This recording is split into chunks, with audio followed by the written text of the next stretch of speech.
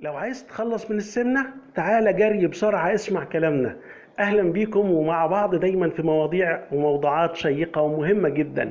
السمنة مهما تكون كتيرة أو يكون وزنك زيادة سهل تتخلص منها بشوية عزيمة صغيرة وبدون أدوية وبدون مشاكل. إزاي الكلام ده؟ احنا بنقول أي كلام ولا إيه؟ لا أبدا.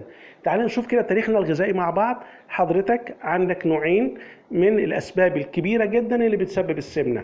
اول سبب الوراثه، جينات وراثيه موجوده فيك جايبها من الاهل، هي اللي ادت لتراكم الدهون عندك وبالتالي الوزن بيطلع. طيب التاني ان انا باكل اكل زياده عن طاقتي اللي انا عايزها ومحتاجها في جسمي وتتخزن.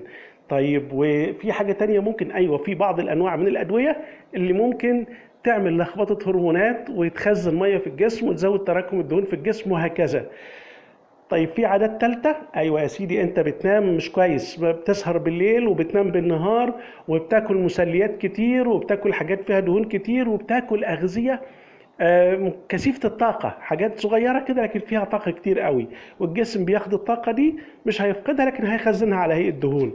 يعني الخطأ منك غالبا منك. طيب هو الحل ايه؟ تعالى مع بعض نرجع كده ونقول حضرتك وانت طفل كانت حركتك كبيرة ونموك موجود وبتنمو والخلايا لازم تكتر وحضرتك تكبر، فكل ده كان بيستهلك الاكل اللي بتاكله، مع انك وانت طفل كنت تاكل اكل اكتر من كده كتير، وانت شباب نفس الموضوع وبتعمل تلعب كورة كتير وبتعمل حركة ودايما مش كسول، فالطاقة اللي بتدخل جوه جسمك بتخرج على هيئة طاقة وحركة وهكذا.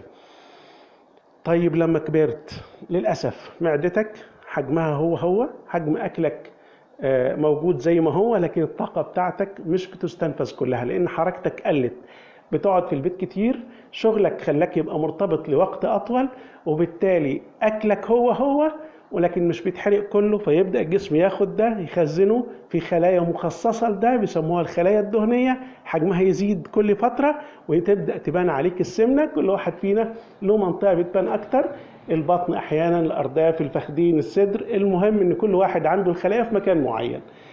طيب كل ده ممكن جدا الخلاص منه؟ أيوه.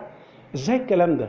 نظبط معدل الحرق بتاعنا او نخلي المدخلات بتاعتنا على قد المخرجات، يعني اكلي يبقى على قد طاقتي، او انا ازود الطاقه اللي بستخدمها، يعني ازود الحركه بتاعتي واكل زي ما انا، او ان انا احاول اقلل اكلي واخلي طاقتي او حركتي زي ما هي، مع ان الصح اللي انا احبه واللي العلم يحبه ان طاقه حركتك تبقى تستهلك بمعدل اعلى، تاكل قليل شويه وحركتك تزيد اكتر شويه.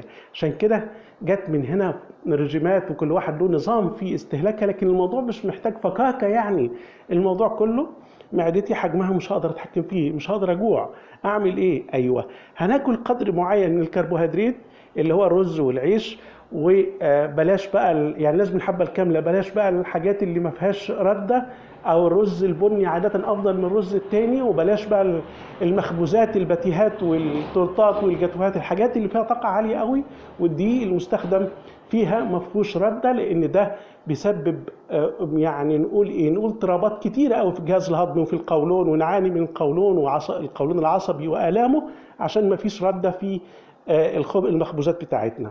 الحاجه اللي بعد كده لازم اشرب ميه كويس واحافظ على حجم المعده بتاعي. طب انا لو اكلت ومليت معدتي عشان ما احسش بالجوع وزني هيزيد؟ لا، احنا هنملاها بس هيبقى اغلبها خضروات، فاكهه، ميه او مشروبات عطريه، شاي اخضر وجنزبيل وقرفه وهكذا. يبقى انا اديت معدتي قدر عالي من الامتلاء، لكن قدر الكربوهيدرات قليل. ومهم جدا اقلل العيش والرز والمكرونه ممنوعه لان ما فيهاش رده، ان لو في رده في المكرونه زي ما في اصناف جديده ظاهره جميله جدا وهاكل منها قدر مش عالي. الدهون 1 جرام منها 9 كالوري، يبقى لازم الدهون اعمل لها كنترول، الدهون الطبيعيه اللي هستخدمها لكن بقدر مش عالي، قدر قليل جدا، لان الدهون دي للاسف بنعشقها لانها بتدي الاكل طعم، لكن نقلل منها شويه.